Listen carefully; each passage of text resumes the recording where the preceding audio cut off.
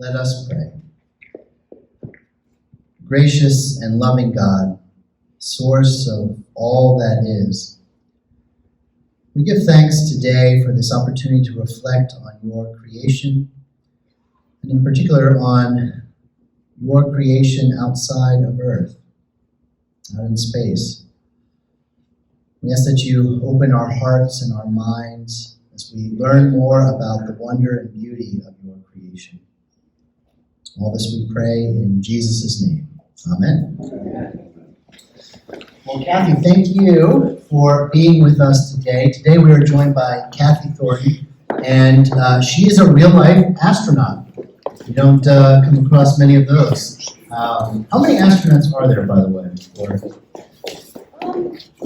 There's probably been 200 or 300. 200 or 300. If you were in the space in the United States. It's a pretty small group. Relatively, but we look like everybody else.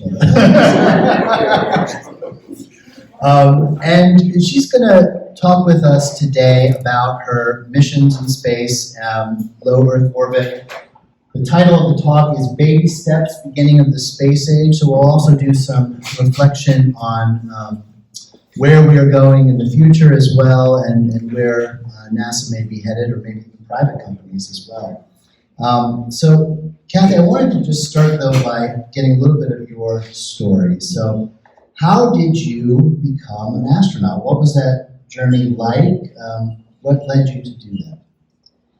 I was working for what is now the National Ground Intelligence Center here in Charlottesville. It was Foreign Science and Technology Center at that time, and the office was downtown.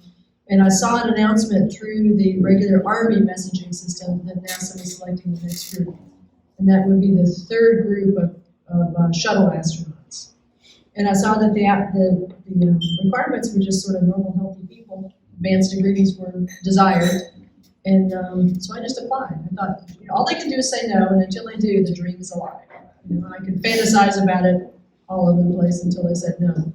And surprisingly, they said yes. Did you ask your husband? That's a very long story. Probably not. Where is he? Did you know as a child that you wanted to be an astronaut? No, there were no options for women to be astronauts. Astronauts, there were very few of them. They were all men. They were all test pilots, and that was not going to change at that time. And it was the women's movement in the 70s, the civil rights movement, and all that opened up those opportunities and basically forced NASA into doing it, into admitting women. So the first women joined the astronaut office in 1978, and then my group was the third group of women that had women in it. And you studied physics, right? What drew you to physics? Why did you want to be a scientist? I had an awesome teacher in high school. He was a retired Air Force major, and he taught chemistry and physics, so I had him for 2 years. And he's the one that got me on the road to science. And I was the only girl in my physics class because then, and particularly in Alabama, that was so unfeminine to do that. But he, his expectations for me were the same as for the guys, and that's really all it took. And then I went to college not knowing what I wanted to do. I was going to be an engineer, so I went into orientation before the first semester, and the kid who sat next to me smelled so bad.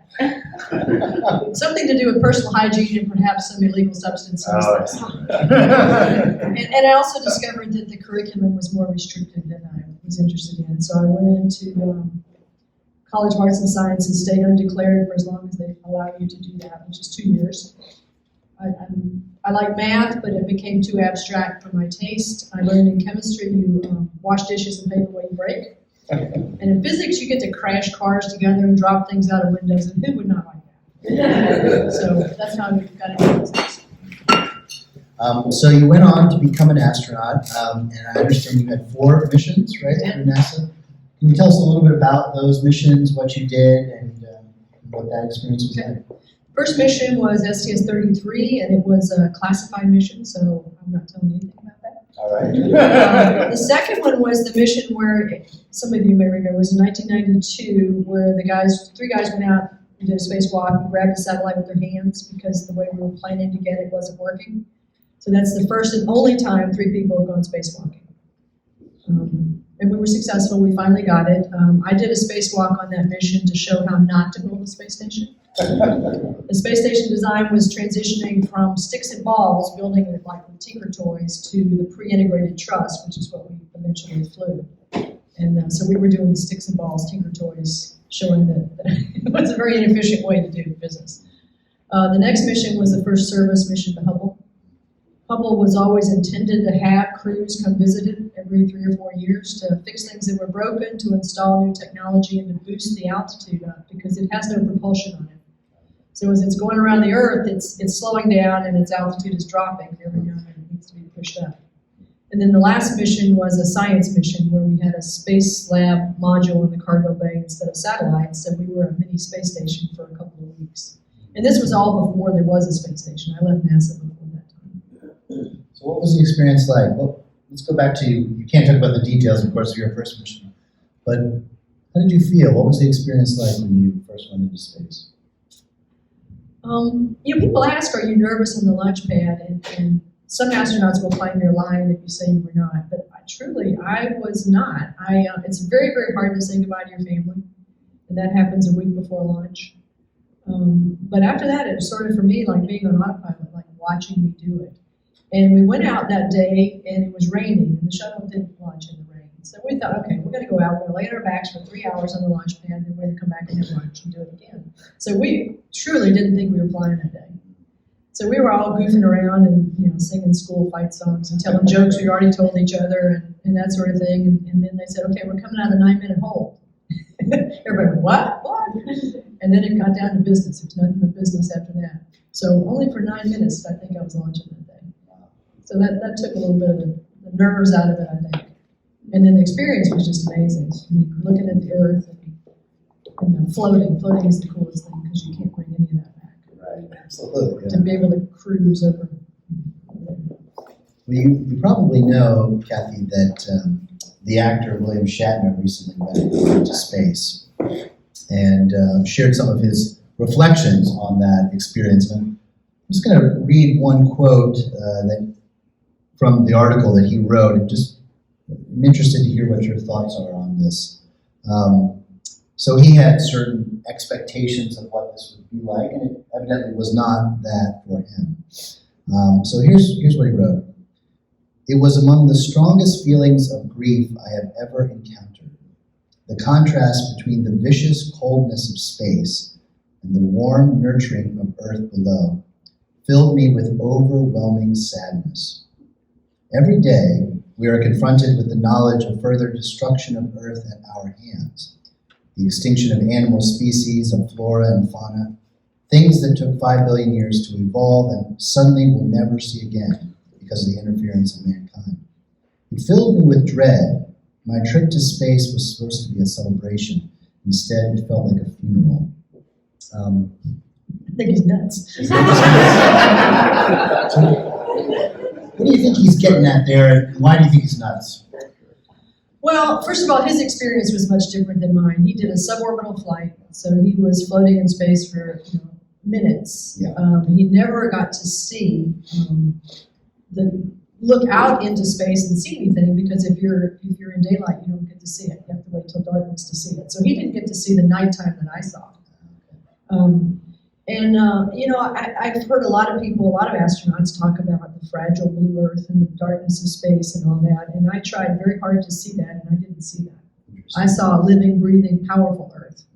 If you think about the tectonic plates crashing together and making the Himalayas, the amount of energy that's in that, if you look outside during any night pass, you will see lightning. So you think about all the energy in the atmosphere. If you look where the sun is shining off the ocean, you can see the water moving, you can see currents. And so I saw a living, breathing, powerful Earth, and then we are the ones who are fragile. So we may be making certain animals or plants extinct, but we're probably allowing others to evolve. And they'll be here in this rock, forever, with or without us. So the Earth is more resilient than we are. Absolutely. We're the ones who are fragile, and we can make this a place we can't live in if we choose to, but I think the Earth's going to be okay. So he spoke of looking out away from Earth as well, and you talked about he didn't really have the right context to see it the way that you did, because he was up there for just a short amount of time. So when you looked out and it was dark, What did you see? What, A billion stars. billion stars. Billion So stars. tell us about that. But it's not unlike, a really cold, clear night, particularly if you go out in the desert or somewhere, or even in the mountains here, if it's really, humidity's low and all that, you just see billions and billions of stars. And we could see the entire night sky in 45 minutes. We didn't have to stay up all night. Yeah. Well, we did stay up all night, it was only 45 minutes. And I also got to see constellations in the southern hemisphere that I had not seen before. So I would take the star chart, and we had star charts because the shuttle and any other spacecraft determines their attitude by the stars. So we're still navigating like the ancient mariners. Yeah. And so there's a star chart, and I would take it, and oftentimes in the dark pass, everybody else would go down and middeck start eating. I would stay up on the flight deck, turn on all the lights, and watch the stars go by, and I could track it all the way across the night sky. And he didn't get to see that, so he didn't have that opportunity. Yeah, did you feel a connection to other stars and galaxies and the universe as a whole when you were looking out away from Earth? Not really. Not really. I don't think so. A lot of it is not remarkably different than what you can see here. So the night sky is the same. We're 300 miles closer to the moon than we are here out of 250,000. So it's not a big difference. Looking back at the Earth in the shuttle and space station program, we don't separate from Earth. So if you shrink the Earth to the size of a basketball, a shuttle or space station orbit is about 1/4 to 1/2 inch above that surface. So we're a high altitude flight, whereas the guys that went to the moon could block the entire Earth out with their flight. So it's a different experience, one I would love to have had, but it's not the cards for me, I'm afraid. But you never know. I just get $1 billion. It could happen. Yeah, who knows? Maybe Jeff Bezos will take you up on the next flight. I'll ask him next time. And that leads me to the next question. What's the state of NASA today? What's the state of travel, either low Earth orbit or beyond? And where do you think we're going as a society or as a world? We're going to Mars. We're going to Mars? We're going to Mars. And I want it to be in my lifetime so I at least get to see it, even though I can't participate. And according to Social Security, my expiration date is 2039, June to be precise. Wow, that's very precise. Every time I get a chance to talk, check it out. Every time I get a chance to talk to young people, I implore them to get it done. I've already had my chance in the space program. It's their turn to make this happen. And a lot of people will say it's impossible. It's not impossible. It's not impossible. It's just what we choose to do. So I brought some slides, but I can't go through all of them because we could do that another time maybe. But when I talk, my message is generally to try to break down our notions of what is impossible. So let me just show you just a couple of slides here. So I was going to do this myself.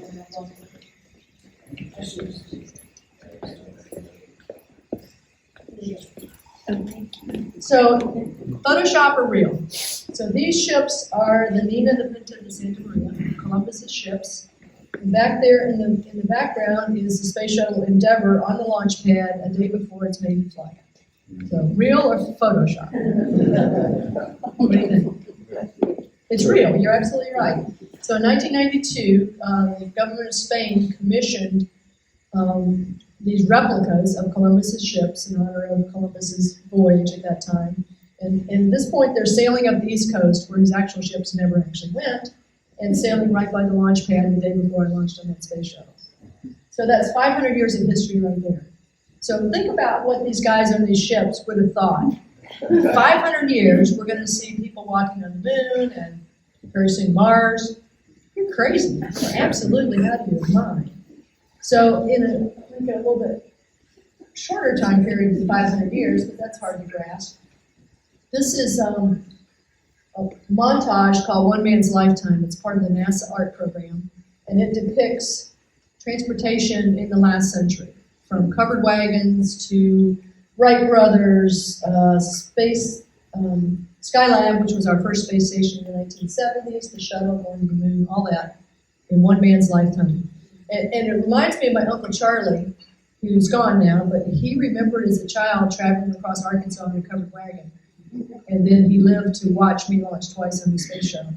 So imagine this kid bumping around in the back of a covered wagon. You got to see people walk on the moon. Yeah, right. So, what is impossible is not impossible. It's just impossible right now. So that's sort of the theme when I talk. I try to convince people that what you think is impossible is not impossible. And people will think you're crazy if you say that. So where we're going in NASA, there's actually a rocket on the launch pad right now that desperately wants to launch, and it's going to the moon. The Artemis 1 program has some slides of the trajectory. It's unmanned. It's made with shuttle leftover parts in a lot of cases. In fact, the nose cone of one of those boosters flew on one of my flights, and I haven't flown for a really long time. Still works though, right? Hope so. So that's what's happening right now. That's the NASA side of it. The commercial guys, I think, are going to overtake NASA pretty quickly in the moon business. They already have for launch. People launching people to orbit. SpaceX is launching people, as you know. Boeing Starliner has had an unmanned flight to the space station. They'll have a manned flight next year. So we'll have 2 ways in this country to get people into space, which is good, because every now and then one gets grounded for some technical reason. You need to have a backup to get there. And Starship, I think that's SpaceX's next heavy lift rocket that will be able to go to the moon and beyond. And so those guys are pushing. That's what billionaires do with their money, I guess. Good for them. And what's the goal? What's the goal behind going to Mars as you see it? Exploring. Learning.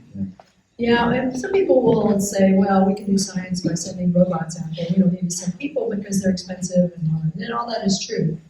But science and exploration are not the same motivation. They're symbiotic. You have to have exploration to do that kind of science. You need science to do that kind of exploration. But it's not the same. It's not the same. Imagine if instead of sending guys to the moon in 1969, we just sent a robot to pick up a rock. It wouldn't have had the same impact on any of us. And I think that we'll see the same when we go to Mars. I don't know. I went to find out how many landers, how many missions to Mars there have been over the years. It's a lot. It's a lot more than you can imagine. But it won't have the same impact as the first time you see a human put their foot on that planet. And I understand recently they were able to develop some technology to generate oxygen on Mars. Have you heard about this? If there's water, absolutely. Yeah.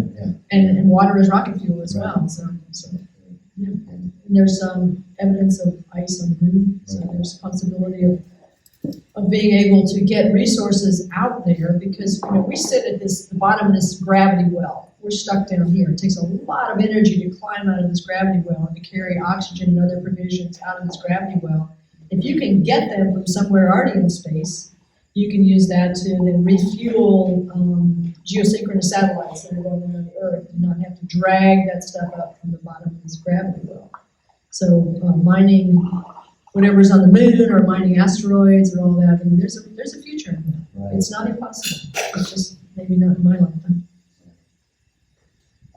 So what else will we do on Mars? What are the potential goals of that expedition beyond exploring? Some people will say, well, we could, in fact, there were science fiction writers that wrote about terraforming Mars years and years ago, about, well, maybe it had an atmosphere like Earth years ago, and global warming, their own global warming has made it disappear, and we could reverse that.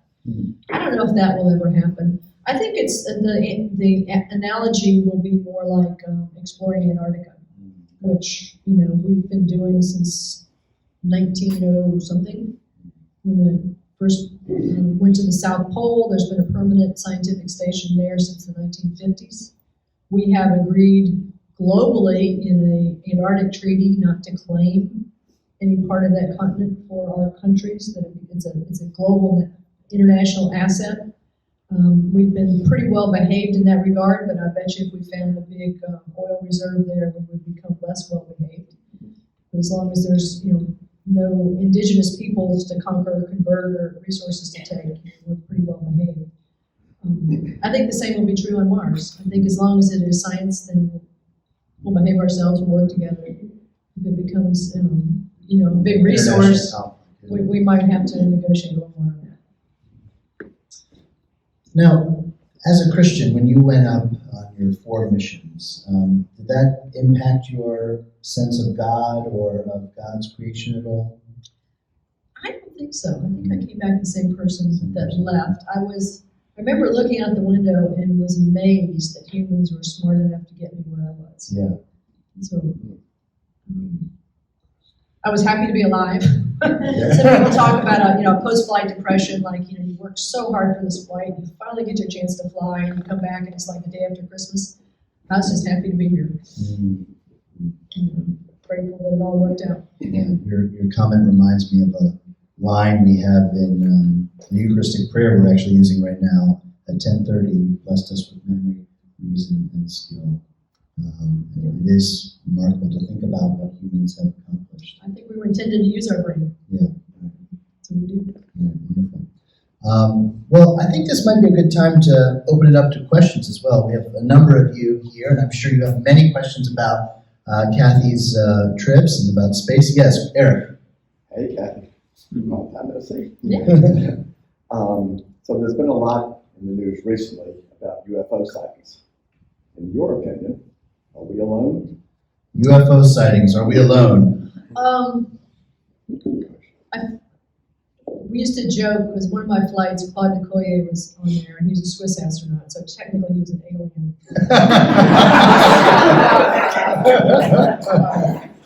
I think we would be extraordinarily arrogant to think we're the only life in the universe. But how would we recognize it? I mean, what defines life? I don't think we know from our experience that life has 2 eyes and 2 arms, and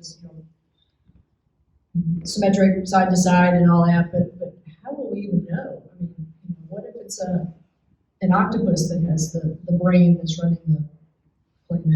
I don't know how we would even know. And it's such a huge expanse whether we would ever make contact with another intelligent or sentient beings out there. But I just can't believe we're the only ones. Yeah, the speed of light, right, is holding us back here. Yeah, for now anyway. Wait till we do teletransport.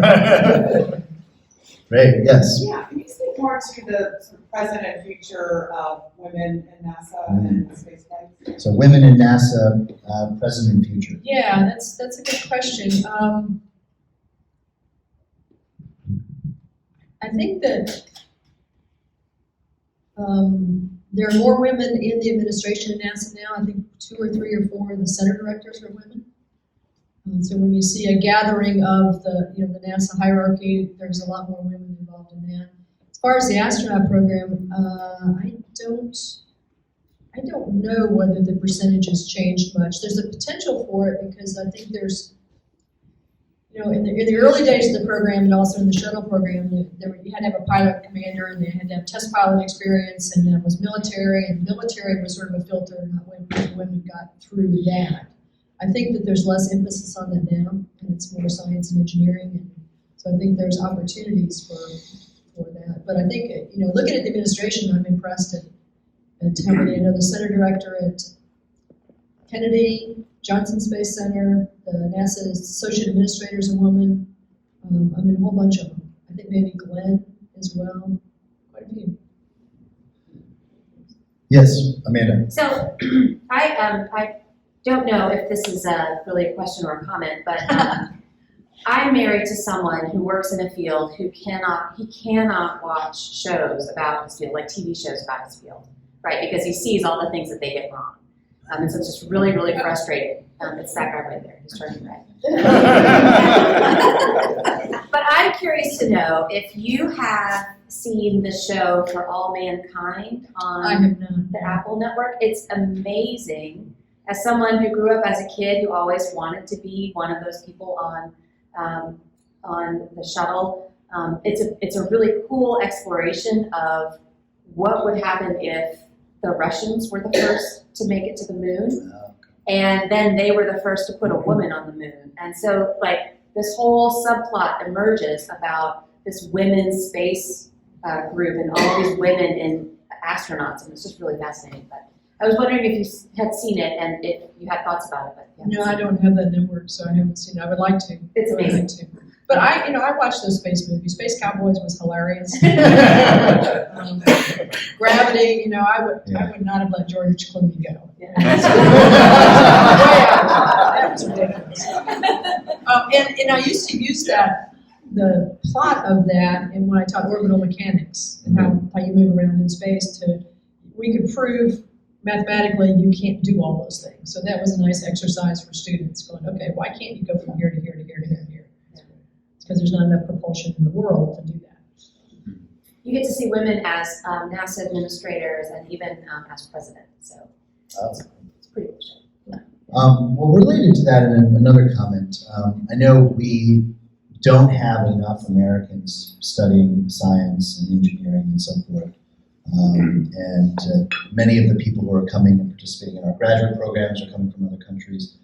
How do we encourage more women, but more Americans in general, to go into STEM education? I think there's two ways you can try to push them, by starting at young ages, or you can pull them with the promise of interesting and fulfilling careers.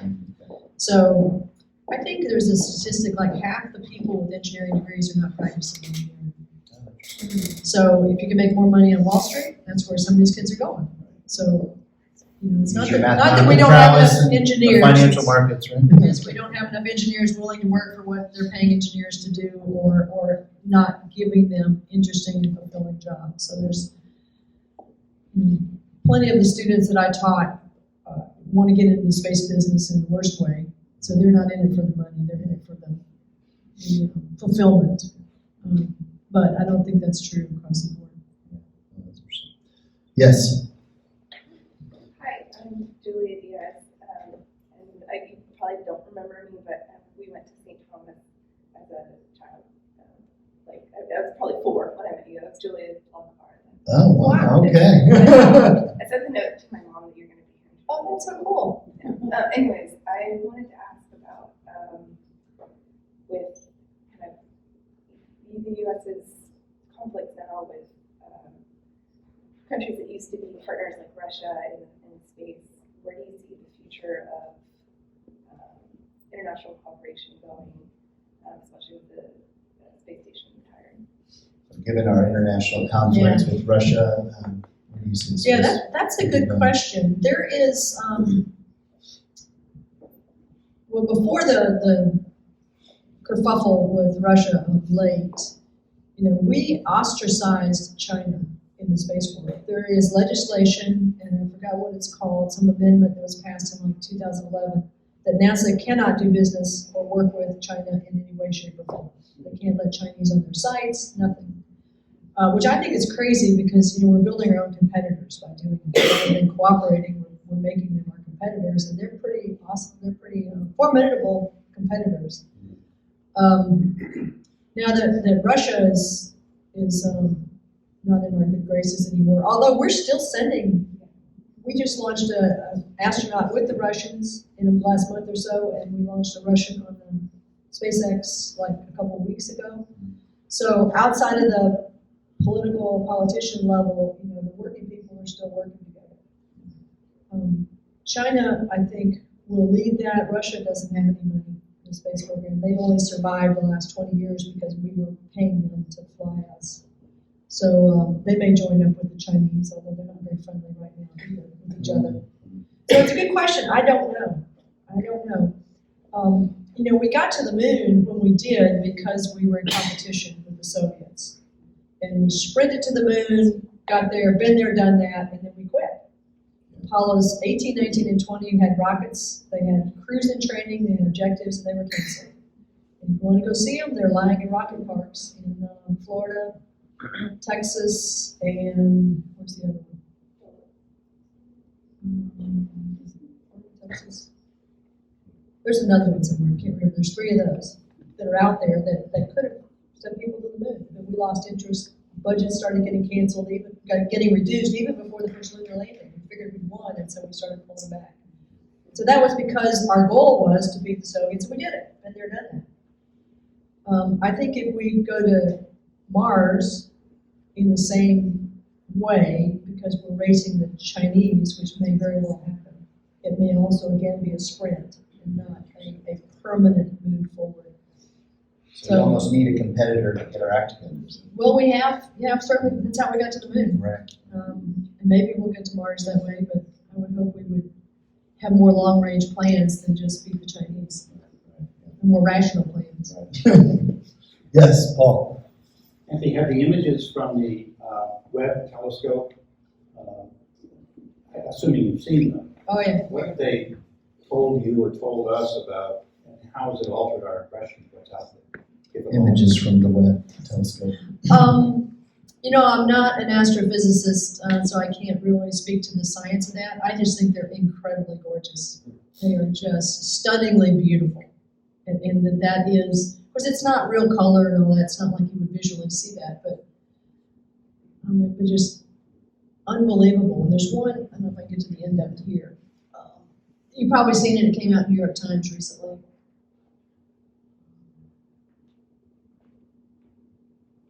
I couldn't do all this. Oh, the ownership.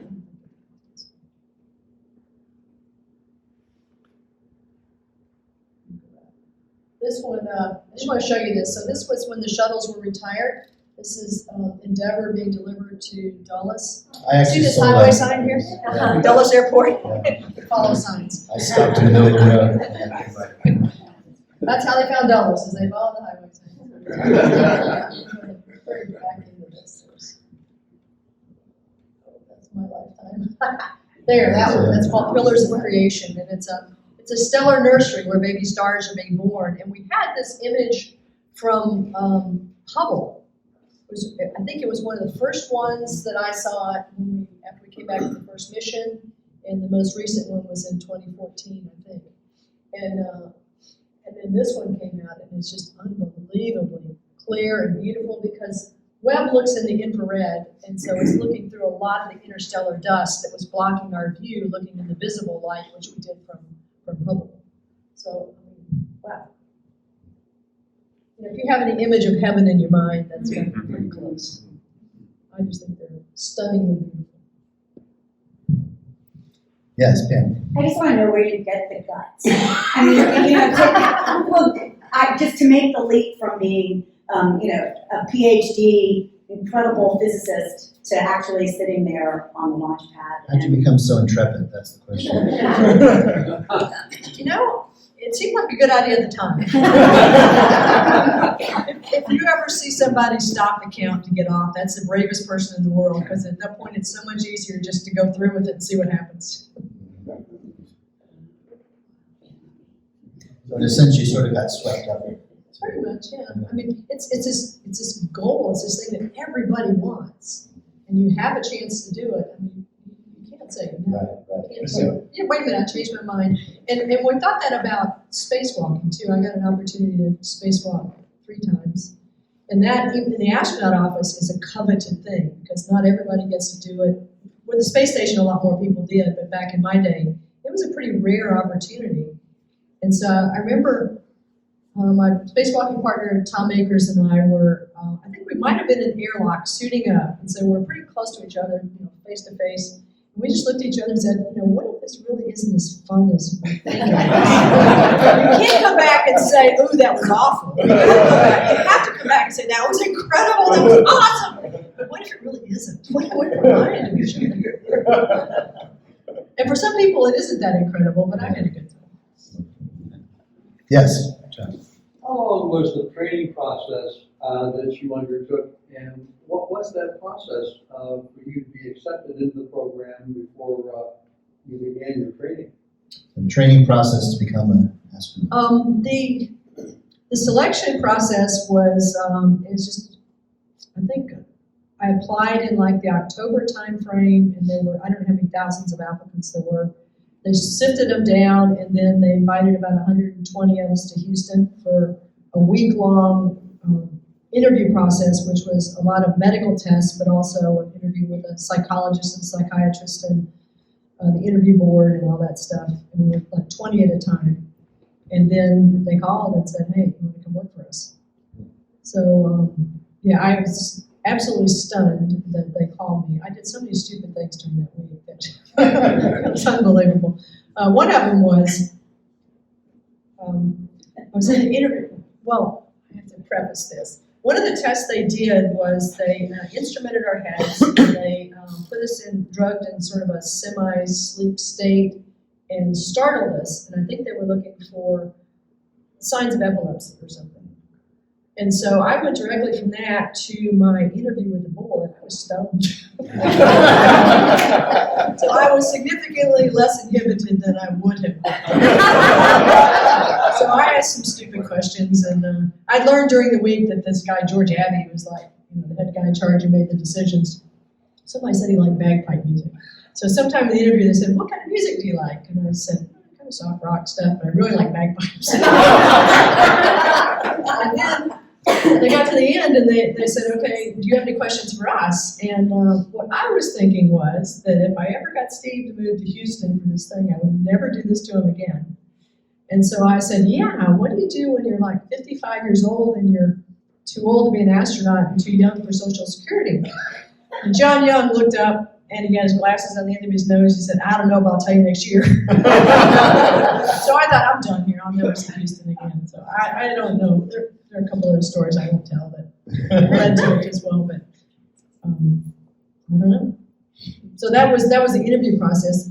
The training, once you're there, you kind of get into generic training for all the shuttle systems and how they interact and what payloads you may or may not carry. And so you do that more or less continuously until you get assigned to a flight and then train specifically for the flight. And because of Challenger, it was 5.5 years before my first flight because we were down for 3 after Challenger. So it took a while. But, you learn a lot by doing. We don't just sit around, and study. There's technical jobs we did in the office. So one of the ones I did was working down at the Kennedy Space Center, recertifying all the safety procedures on the launch pad. So that was my thing for a while. I had a great time with that. But you learn a lot by doing that. So I worked in mission control as the Capcom, the person who talks to the crew.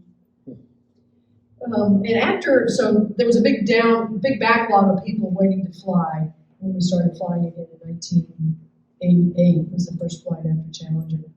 And then about 92, when I flew for the second time, or third time, sometime in that time frame, we were getting astronauts in and they were flying within 2 years of getting there.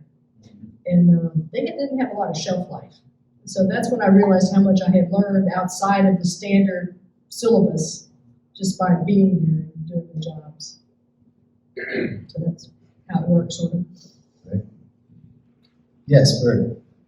I'm amazed at the technology. So back then, you see the room with all the science, all people doing things.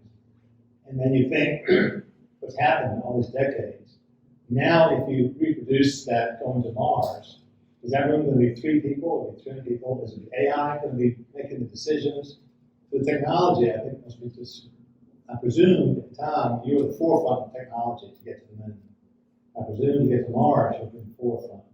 But your thoughts on the change in the operations with the technology? How was the command center changed?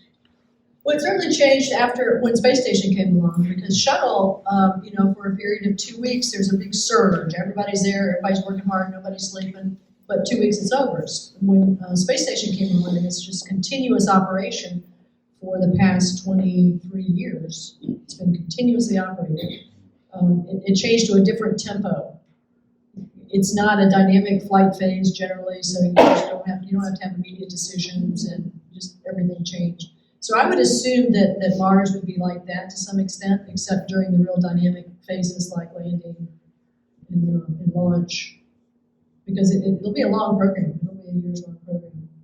What about the technology of operating one of these missions? I think that's part of what you're getting at too, Bert. How has that changed since? You think NASA's on the cutting edge, do you? I suspect not, but we didn't want to presume. The rocket on the launch pad right now is made from shuttle parts. So the engines, some of the engines are shuttle engines that flew on the shuttle. They were scavenging parts from these museum pieces like Endeavour and Washington, they came up and wanted to get some high-pressure turbo pumps out of that, and the director of the Air and Space Museum said, no, that is an intact museum piece, and you ain't doing that. So they went somewhere else to try to get it. So literally, they are scavenging shuttle parts to get this rocket flying. The next one, the Artemis 2, will have newer stuff on it, I hope, because they're running out of the old stuff. They can't build it anymore. The shuttle, the switches and things like that were all Apollo heritage. When I was flying, they didn't have a glass cockpit yet, so the meters on that tell your airspeed or your altitude, well, you know how the old things the tape used to roll up and down? That's what we had on there. Computers, when I first flew, had 256K memory. We got the advanced ones in '92 that had 512. But the operating system couldn't use 512 because it was written for 256, and so they just used the upper part of it for memory storage instead of reel-to-reel tape. This was in the 90s. So it's not necessarily cutting-edge technology that makes into flight systems. But I guess it will be we'll make a quantum leap forward, and then we'll probably stagnate again. Are we spending enough on NASA and our space program? It's a good question. I mean, of course, you can always do more with more. It's a matter of what we need to do and what our other priorities are. I think the fact that NASA is not spending tons of money has propelled the commercial guys into it. So I think that's a happy byproduct to a not so happy situation to do that. Yes. Yeah, I was going to ask a related question. So, we've seen all these, billionaires going into space, and people say, well, there's so much other good in the world they could have done with their money, right? So on a national space program level, how do you answer people who might say, why would we spend all this money on space when there's so much need on the planet? If you canceled everything to do with space, it wouldn't be a drop in the bucket for these other things. But we do develop, even though NASA flight technology isn't necessarily cutting edge, there's a lot of technology that is developed that is a part of that. I think it's a huge inspiration to kids and to all of us to think about going out there, even though we can't do it personally, all of us. But, people ask me, why do we spend so much money in space? You didn't say it. I listened to your words exactly. You said on space, because we don't spend any money in space. It's all spent here. So it's all part of jobs and of technology development. And sort of thing. We had, I would think we had 70 cents on board, and that's because the best tool to fix one of the cameras, if the mechanism got cocked, was a dime. So we had a dime taped to each camera body. So as far as I know, that's all the cash that we have in space. And we brought it back. We didn't spend it. Every cent. But that's a good question. And it's often asked, but I think you could zero out the space program and you wouldn't notice world hunger and all that. You were alluding to this, I think, earlier, but so much technology that has radically transformed our lives and been economically quite beneficial has come out of the space program right over the decades. So it has that sort of other impact too. Yes. So this topic is so far above my pay grade, I'm hesitant to even bring it up. But when we see something like that, we're looking back in time. Yes, it's a time machine. That's good. It's a time machine. It's a great perspective. Yeah. But how far back? I mean, we're trying to get as close as possible to the beginning, whatever the beginning is. I can't remember what the number is, millions of years after the Big Bang or something. I mean, way, way back then. Back to the cosmic microwave radiation as far back as we've gotten at this point, so 100,000 years. Yeah, I don't know what the number is, if it's my field, but so after I flew, I forgot which time it was, maybe it was the second time. No, maybe it was after the Hubble mission. I went to the grocery store and these highly reliable periodicals that you used to get at the checkout stand. And it said something about the Pope was very happy with us because we took a picture of heaven. It was right before Christmas. Okay. There was another one that said I had a space alien's baby, and I put that in Susan's baby book. Because they're very reliable. Right. Do we have any other questions? Right. Well, thank you, Kathy, so much for joining us.